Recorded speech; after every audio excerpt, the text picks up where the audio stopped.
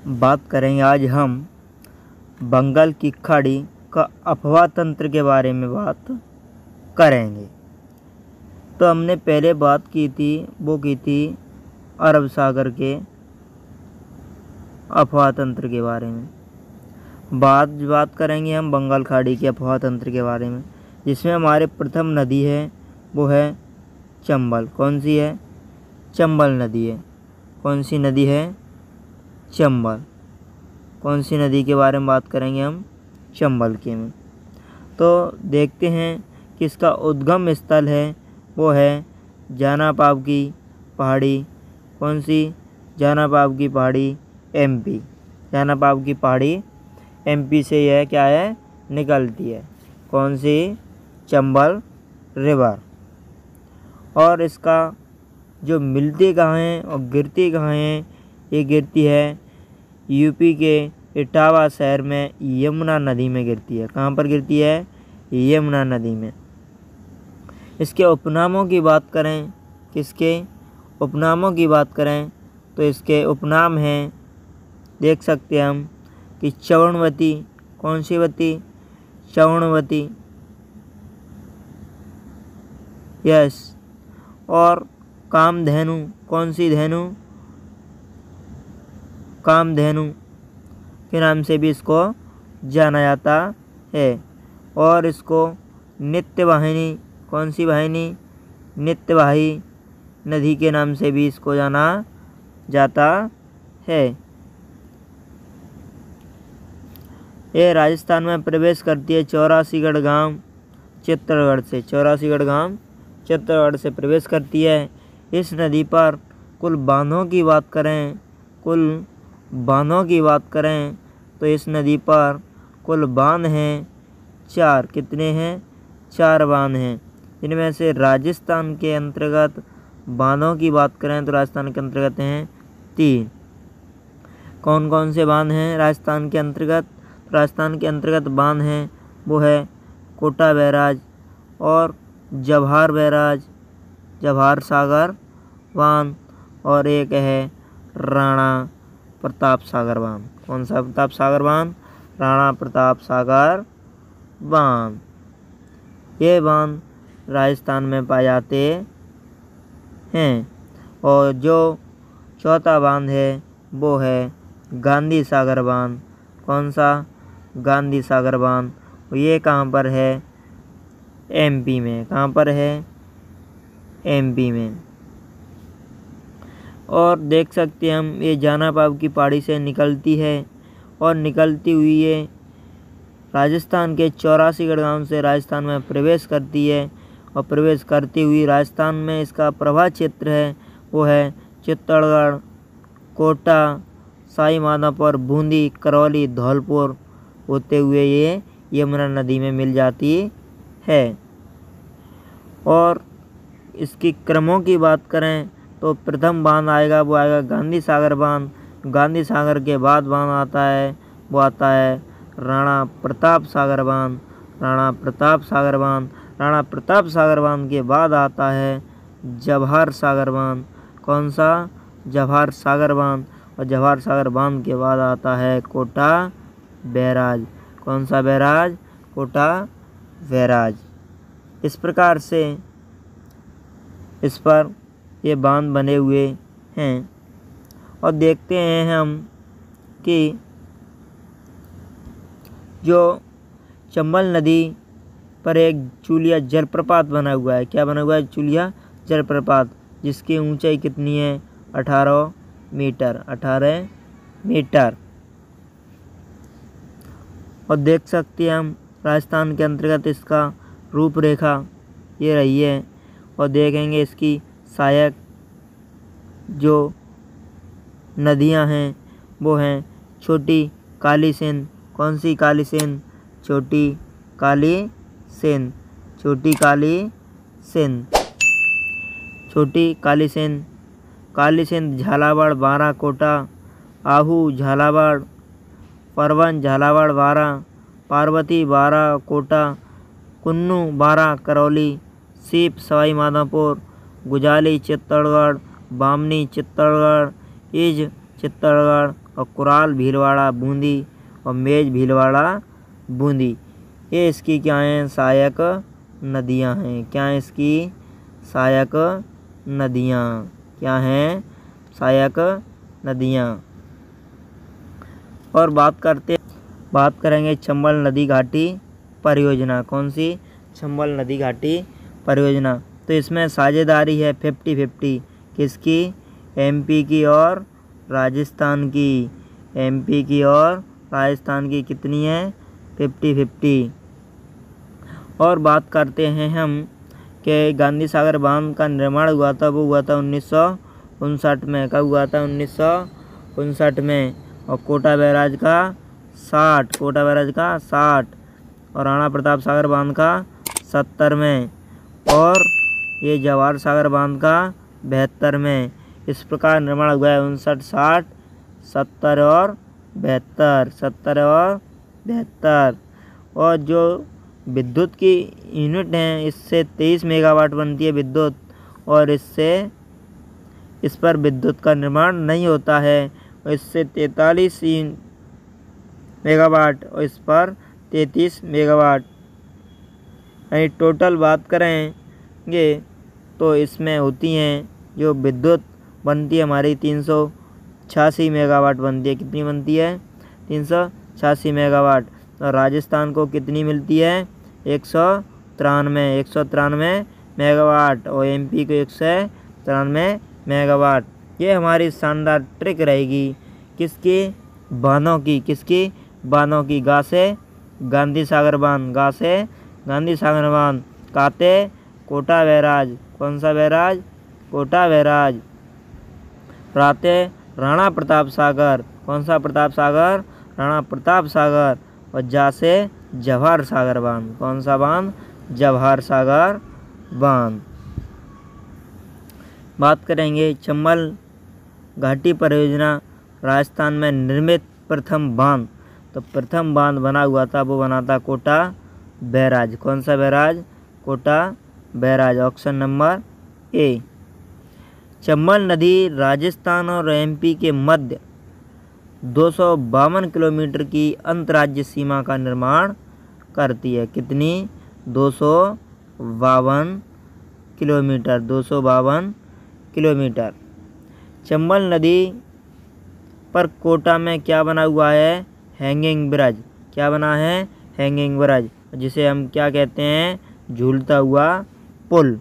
क्या कहते हैं, झूलता हुआ पुल। ये देख सकते हैं जाना पाव की पहाड़ी, ये हमारा चित्तौड़, ये सुमेरपुर की पहाड़ी से आहू नदी निकल रही है और बांगली पहाड़ी से काली सिंध निकल रही है। और ये गागरोन, आहू और काली सिंध की नदियों के संगम पर कौन सा किला बना है, हमारा गागरोन का किला बना हुआ है। कितना शानदार चित्र बनाया गया है, ये देख सकते हैं आप। और इधर से हमारी अजनार और इतने घोड़ा पछाड़ निकलती है। कौन सी, घोड़ा पछाड़ निकल रही है। और शेरगढ़ गांव अभ्यारण्य, शेरगढ़ अभ्यारण्य बना हुआ है। ये कहाँ पर, बारह में यहाँ आकर के परवन बन जाती है, परवन।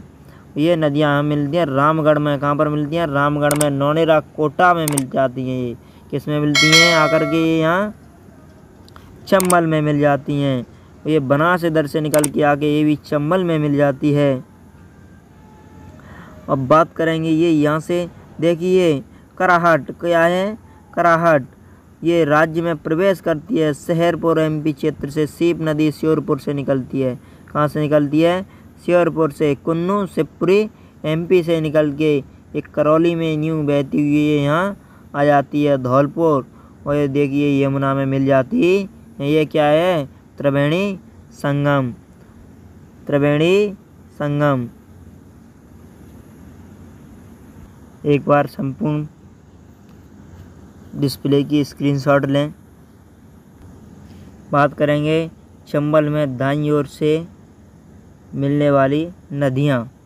छोटी काली सिंध, कौन सी, काली सिंध। इसका उद्गम विंध्याचल पर्वत, कौन सा पर्वत, विंध्याचल पर्वत। संगम चंबल की सहायक, संगम का मतलब सहायक। झालावाड़ में बहते हुए एमपी में और चंबल नदी में क्या होती है, मिल जाती है। उसके बाद काली सिंध उद्गम बागड़ी पहाड़ी एमपी से, नौनेरा गांव कोटा में चंबल में मिल जाती है। और इस प्रवेश कहाँ से करती है राजस्थान में? बीदा गांव झालावाड़ से, कहाँ से? बीदा गांव झालावाड़ से। और इसका प्रभा क्षेत्र है वो है झालावाड़ बारा कोटा इसका प्रभा क्षेत्र है। ये हमारी कौन सी है? काली सिंध। और काली सिंध राहू नदी पर क्या बना है हमारा? गागरोन किला। और वो कहाँ पर बना है? झालावाड़ में। कहाँ पर बना है? झालावाड़ में। नौनेरा बांध बना है, वो कहाँ पर? नौनेरा बांध कोटा। कहाँ पर है? कोटा में। और यह बांध पूर्वी राजस्थान नहर परियोजना के अंतर्गत आता है। पूर्वी राजस्थान परियोजना के अंतर्गत आता है। और आपका पूरी भाग यही है, धौलपुर वाला ये। और उद्गम आहू नदी का उद्गम कहाँ से होता है? सुसनेर क्षेत्र एमपी से, एमपी से संगम गागरोन के नज़दीक काली सिंध नदी में। और राजस्थान में प्रवेश करती है नंदपुर गांव झालावाड़ से। इसका प्रभा क्षेत्र है झालावाड़। कौन सा वाड़? झालावाड़। ये हमारी परबन, कौन सी बन? परबन अजनार तथा घोड़ा पछाड़ जल धाराओं से निर्मित नदी है। कौन सी? परबन नदी। कौन सी? परबन। इसका संगम रामगढ़ कोटा काली सिंध नदी। कौन सी नदी? काली सिंध नदी। राजस्थान में प्रवेश खेरीबोर गांव झालावाड़ प्रभा क्षेत्र कोटाबारा झालावाड़ में। और बात करेंगे हम, देखिए ये इसका चित्र है। ये आपकी काली सिंध हो गई, ये आपकी काली खो हो गई, ये मनोहर थाना दुर्ग झालावाड़ में। ये परबन और काली खो नदी और शेरगढ़ अभ्यारण्य वारा। ये परबन नदी। कौन सी नदी? परबन नदी। कौन सी नदी? परबन नदी। पार्वती, कौन सी वती? पार्वती नदी सीहोर एमपी क्षेत्र पालिया स्थान सवाई माधोपुर से निकलती है। कहाँ से निकलती है? सवाई माधोपुर से। एक कराहट वारा में से प्रवेश करती है राजस्थान में, कराहट वारा से। बात करेंगे पार्वती के प्रभा क्षेत्र की। कौन सी? पार्वती के प्रभा क्षेत्र की बात करेंगे। किसकी? पार्वती के प्रभा क्षेत्र की। तो इसका प्रभा क्षेत्र है बाराकोटा सवाई माधोपुर। इसके किनारे किशनगंज शहर बारा बसा हुआ है। इसकी सहायक है अंधेरी, रेतड़ी और लिहासी और विलास। इसकी क्या है? सहायक नदियां हैं। बात करेंगे कुन्नू। कौन सी? कुन्नू उद्गम शिवपुरी जिला एमपी से निकलती है। कौन सी? कुन्नू। और संगम करौली में। कहाँ पर किसमें होती है? चंबल में मिलती है। राजस्थान में प्रवेश मुसेड़ी गांव वारा से। बारावत से प्रवेश करने वाली नदी कौन है? कुन्नू। प्रभा क्षेत्र एमपी वारा, और यानी एमपी से निकलेगी, फिर बारा में आएगी, फिर एमपी में जाएगी, फिर राजस्थान में आएगी, राजस्थान के करौली ज़िले में आएगी। यानी 2 बार एमपी में, 2 बार राजस्थान में आएगी। सीप नदी। कौन सी नदी? सीप नदी उद्गम शेरपुर जिला एमपी। संगम रामेश्वरम एसएम सवाई माधोपुर चंबल नदी में मिलती है। प्रभा क्षेत्र सवाई माधोपुर। त्रिवेणी संगम की बात करें तो रामेश्वर खंडार तहसील सवाई माधोपुर में। और संगम किस किस का होता है? चंबल बनास सीप। बहुत ही इम्पोर्टेंट फैक्ट। बाईं ओर से मिलने वाली, कहाँ से? बाईं ओर से गुंजाली। कौन सी? गुंजाली उद्गम स्थान विंध्याचल पर्वतमाला एमपी। संगम चित्तौड़गढ़ में। कहाँ किसमें मिलती है? चंबल नदी में। प्रभा क्षेत्र चित्तौड़गढ़। ये ब्राह्मणी उद्गम हरिपुरा गांव चित्तौड़गढ़। और भैंसरगढ़ दुर्ग बना हुआ है किस पर? ब्राह्मणी नदी पर। ब्राह्मणी नदी पर चित्तौड़गढ़ के निकट चंबल नदी की सहायक है। चंबल नदी की सहायक है।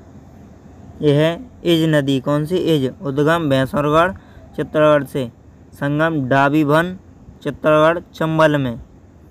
कुराल नदी। कौन सी? कुराल। छोटी छोटी नदियाँ ये सब। उद्गम बिजौलिया पठार भीलवाड़ा से, संगम बूंदी में चंबल नदी में होती है और प्रवाह क्षेत्र भीलवाड़ा और बूंदी। भीलवाड़ा और बूंदी। बात करेंगे मेज नदी की। उद्गम स्थल बिजौलिया पठार, सीनपुर गांव बूंदी से, संगम हो रहा है इसका चंबल नदी में मिल रही है सर। प्रवाह क्षेत्र भीलवाड़ा बूंदी और किनारे इसका गुड़ा बांध बूंदी में है। इस पर एक बांध है। राजस्थान का प्रथम सोलर लिफ्ट प्लांट स्थापित है। इस पर सोलर प्लांट स्थापित किया है जिससे 522 सोलर प्लेट हैं और 167 मेगावाट के 2 सोलर प्लांट होंगे जिसके द्वारा 25,000 बीघा भूमि निःशुल्क सिंचाई की जाएगी। ठीक है। बात करेंगे इसकी सहायक नदी मांगली है। मांगली नदी बिजौलिया पठार से निकलती है, संगम बांसखेड़ा बूंदी मेज नदी में और प्रवाह क्षेत्र भीलवाड़ा बूंदी। इसकी सहायक नदी घोड़ा पचार। कौन सी पचार? घोड़ा पचार। तो मांगली नदी बूंदी जिले के भीमतल में जलप्रपात का निर्माण करती है सर। बहुत ही इम्पोर्टेंट फैक्ट है। और घोड़ा पचार नदी का उद्गम बिजौलिया पठार से, सागवाड़ा बूंदी मांगली में मिलती है और भीलवाड़ा बूंदी इसका क्या है? प्रवाह क्षेत्र है। क्या है? प्रवाह क्षेत्र है इसका। क्या है?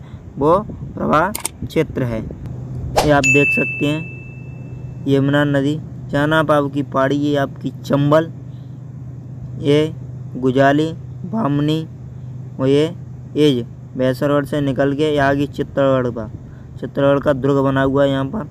ये कुराल निकलती है यहाँ से, मेज आ गई घोड़ा होती हुई, मांगली या घोड़ा पछाड़ ये बिजौलिया पठार से निकलती हैं और ये यहाँ पर सीनपुर में मिल जाती हैं। ये बनास आ गई यहाँ साई माधोपुर में, करौली धौलपुर होती हुई यमुना में मिल जाती हैं। ये यहाँ पर हमारी चंबल नदी पूर्ण होती है। कौन सी? चंबल नदी पूर्ण होती है। कौन सी? चंबल नदी पूर्ण होती है।